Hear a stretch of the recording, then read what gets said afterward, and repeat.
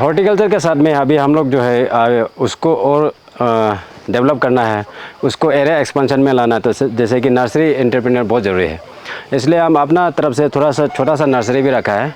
ये आपका गवर्नमेंट के अंदर में, स्टेट गवर्नमेंट के अंदर में MIDH के अंदर में मिला है ये ग्रीन हाउस।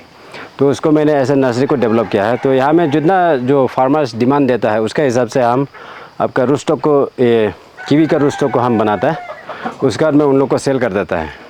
और उसके साथ साथ फिर अभी जो एनवायरनमेंट को जो बचाने के लिए उसका भी हम साथ में अभी लेके जा रहा है। जितना भी मेरा जो वेस्टलैंड है उसको हम प्लांटेशन करेगा। जो फायरवुड वगैरह के लिए हम लोग जैसे यूज़ करता है वो नेचुरली हम लोग यहाँ में इसको, ये लकड़ी के लिए तासा बोलता है हम लोग का लोकल में। तो ये लोग आपका पेरेनियल है, काटने से भी फिर निकलते रहेगा ना। तो ऐसे जो मेरा कल्टीवेबल लैंड है उसको हम लगाएगा, तो बाद में दूसरा कोई भी आके सीखेगा। और ये पुली को भी यहाँ से भी ले जा सकता है लगाने के लिए।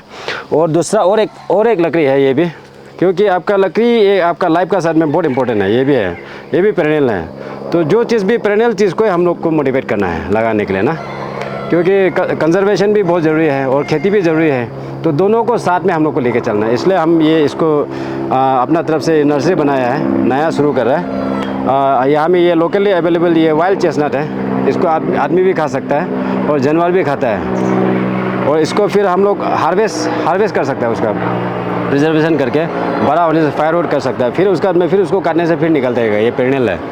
उसके बाद में और एक तो ये आपका चेस्टनट का है, ये जीरो में खूब होता है। तो एक दोस्त से मैंने वो सीड्स मंगा के नर्सरी किया था गया साल, तो अभी ये लगाने के लिए रेडी हो गया। वो नेक्स्ट ईयर अभी हम लोग फिर मेरा फील्ड का चारों तरफ लगेगा।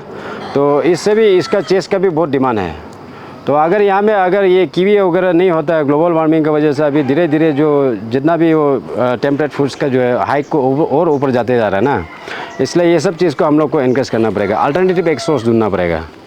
और उसके बाद में हॉर्टिकल्चर के साथ में वो और एक तो जो हम ये देखा है हॉर्टी टूरिज़्म को प्रमोट करने के लिए वाइल्ड चेरी ब्लॉसम अक्टूबर महीना में बहुत सुंदर फूल खिलता है। तो ये मेरा बागान का चारों तरफ लगेगा और आसपास का जो जितना रोड साइड में प्लांटेशन करेगा, तो आपका टूरिज़्म भी बढ़ेगा। उसके बाद में जो हम लोग बी कीपिंग करता है उसके लिए भी पोलन और नेक्टर सोर्स पूरा कर देगा और ब्यूटी भी बढ़ेगा। और नया चीज़ और एक तो हम ये ब्लू पाइन लाया जीरो से, उस दिन लेके आया था, और सीड्स भी लेके आया, अभी नर्सरी करेगा। और इसको भी हम लगाने के लिए, जैसे वेस्ट लैंड बहुत पड़ा हुआ है हम लोग का यहाँ में ना, जहाँ कल्टीवेबल लैंड नहीं है, तो अभी पेड़ तो काटते जा रहा है, घर बनाने के लिए कुछ लकड़ी ही नहीं है। तो ये सब चीज़ बाद में टिम्बर यूज़ के लिए हम लोग लगाना बोल के हम इसको भी अभी प्रमोट करने जा रहे हैं। एक इनिशिएटिव यहाँ में जो मेरा जो वेस्ट लैंड है जगह जगह को हम यूटिलाइज़ कर रहे हैं, कैसे हम लोग मैक्सिमम यूटिलाइज़ करना है, कंजर्वेशन भी कैसे करना है, उसके लिए हम ये नया शुरू करेगा। सीड्स वगैरह पूरा कलेक्शन कर चुका है, अभी इस बार हम लोग फरवरी में नर्सरी में डाल देगा।